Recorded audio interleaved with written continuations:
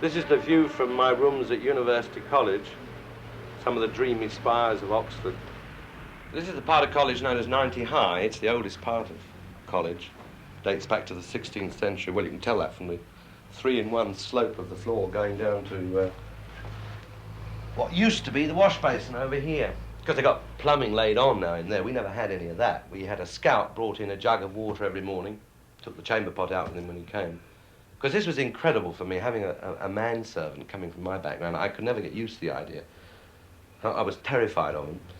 I knew he disapproved of me. I knew he knew I wasn't a gentleman. Didn't matter what clothes I wore. And Fred didn't approve. I mean, he certainly wouldn't have approved of all this. And you can get them dirty pictures off the wall as well, Mr. Meisel. That was my real name, Meisel, before I changed it to Mitchell for the theatre. And get that foreign off the wall and all. It was no good explaining to him that that was Lenin and the Russians were our allies in 1944. I don't care who he is. Get him off the wall, because we don't want no pinholes in the wallpaper. Because it was here in my rooms that I first got a feeling for Oxford. I spent a minimal amount of time studying here, an awful lot of time gazing out that window. I used to love to listen to the chimes every hour, the bells of Oxford, wonderful. Coming from a very ordinary Jewish middle-class background, it was the biggest experience of my life up to then. I'm not sure it wasn't the biggest experience in my life altogether. Oxford was an enigma. I didn't know what the word meant then, of course, but it was. I looked at all the buildings and I thought, oh, that's so beautiful. I didn't really think it was beautiful because I didn't know enough about architecture or art. But everyone said it was beautiful, therefore I knew it must be beautiful. So, I mean, I had no mind of my own at all. But in my own defense, I suppose I was just a bit of blotting paper in those days. I was soaking up experience. When I had the freedom to get as drunk as one wanted. In college, of course. When I had to learn how to get drunk like a gentleman, we were not encouraged to drink in pubs. I think this was perhaps one of the most important things, this extraordinary freedom to talk. We were encouraged. I suppose really that's what university was all about. We were encouraged to talk. Here was the first time I heard blasphemy put forward as a serious philosophical argument. I did a lot of listening.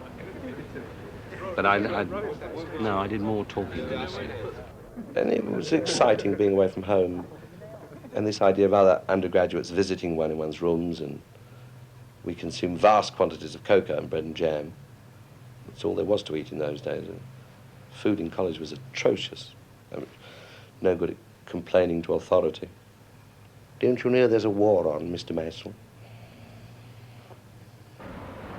Oxford was all right, though. It was smashing. Well, except for one thing. There was one terrible drawback during the war. An awful shortage of birds. Well, it's very important to an undergraduate's educational experience with the opposite sex, you know. And Oxford was full of Americans. We couldn't get a look in it. And even if you did get a girl, I mean, they used to shut this gate at 10 o'clock. Well, you could pay a fine and come in up till 11, but after that you had to climb in, and the point was it worth getting your trousers ripped on the Dean's revolving spikes? Can I have your autograph, please, Mr. Garnett? And I thought if I shaved my moustache off, I wouldn't be recognised. Thank you.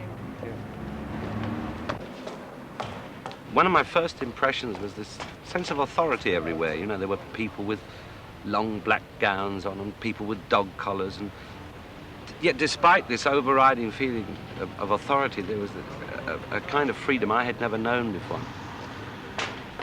That was the head porter. He called me sir, as they did 26 years ago.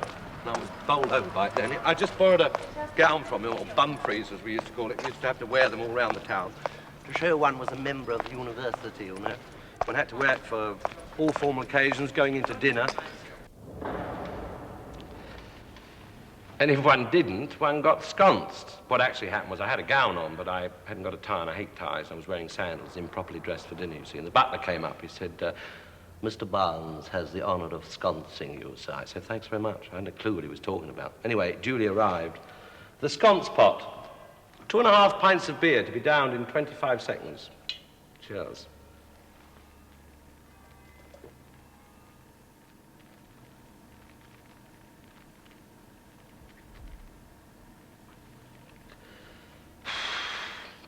Well, I failed then as I failed now.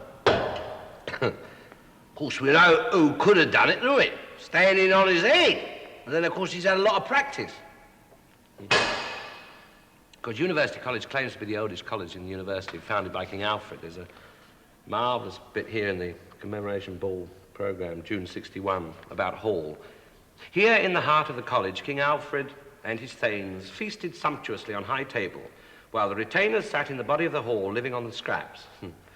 Comparison with the modern system demonstrates how dearly tradition is preserved. Well, as I said, the food was atrocious in college. But still, there were compensations for that consommé de Windsor brun 3 times a week with boiled potatoes in it. Because, I mean, this is a very beautiful place to eat in. And I was overwhelmed as an 18-year-old by the sense of history. There's a portrait of Lord Attlee, who was a member of the college. Bloody Labour git. I mean, as soon as he got into office, he'd give bloody India away, didn't he? And that is a portrait of Lord Beveridge, who was the founder of the welfare state. Yeah, it's his bloody fault all this lot living off the dole, isn't it? Because Beveridge was master of University College when I was up. He was Sir William Beveridge then, and we were all invited in for sherry our first week of term. It was then I first became very much aware of this tremendous difference between the public school boys and the grammar school boys. I mean, the public school boys were so self-assured. You know, they knew exactly how to behave in circumstances like these. And I just felt inferior. Maybe it's because you are inferior, Warren.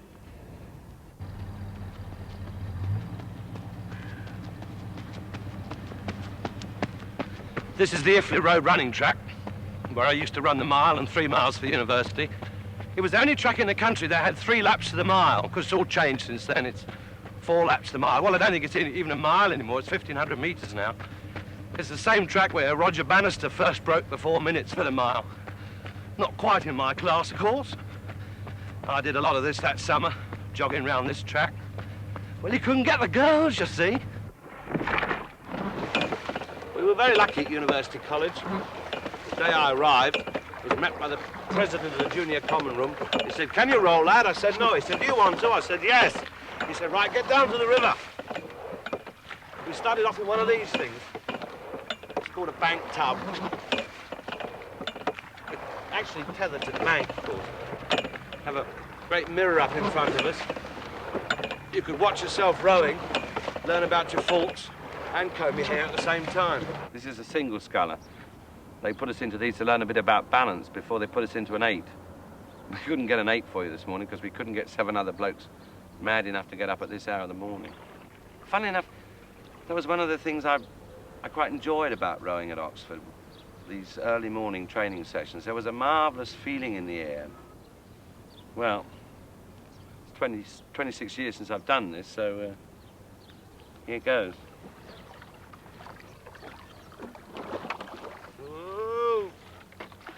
It's all coming back now. A fragrance. There were smells, I remember. Goodbye, goodbye. I want to wish you all goodbye. And so that long, hot summer finally came to an end, and in October 1944, I joined the RAF. While I was at Oxford, and I met Richard Burton. We went to Canada together. I suppose it was from him that I got the first ideas of becoming an actor. I've never regretted that decision, but I do regret not coming back here after the war. And in these 2 days, wandering about Oxford, remembering it all, it's been very nostalgic. It's almost painful, sweetly painful. I suppose if Lucifer were to come walking into the fellow's garden now, he could have 51% of my soul. If I could be 18 again, and back here.